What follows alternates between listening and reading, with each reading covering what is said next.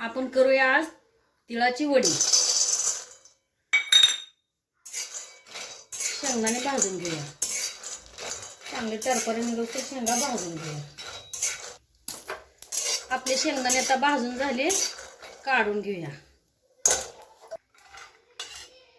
आता हे तीळ भाजून घेऊया।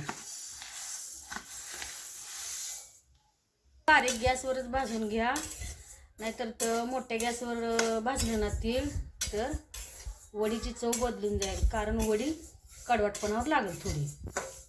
ही थोडी शेंगदाणे बारीक करून घेतले, ही अख्खं तीळ थोडं ठेवलंय आणि ही बाकीचे सगळं बारीक आबडधोबड करून घेतले। कढईमध्ये तूप टाकून घेऊया।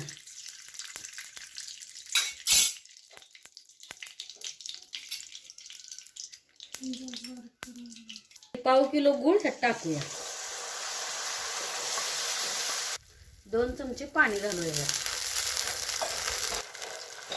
ह्याचा आता पूर्णपणे पाक करून घेऊया। झाला आता ह्याचा पेस्ट यायला लागलाय, की पाक तयार झाला। इलायची पावडर टाकूया थोडी, शेंगाचा कूट, थोडं तीळ,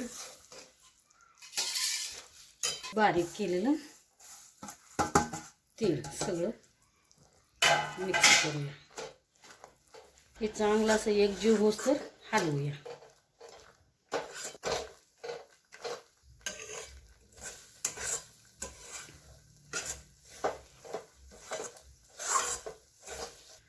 तोपर्यंत आपण ताटाला तूप लावून घेऊया, असं चौकोन लावून घेऊया। आपली वडी आता पूर्णपणे झालेली आहे तयार, ताटात ओतून घेऊया।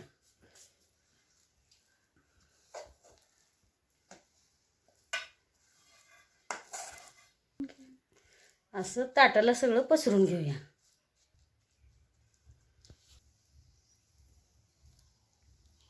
पूर्ण थोडं तीळ टाकून घ्या, दिसायला छान दिसेल वडी आणि खायला पण चांगलं लागेल। भरपूर तीळ टाकून घेऊया, दिसायला छान दिसेल वडी।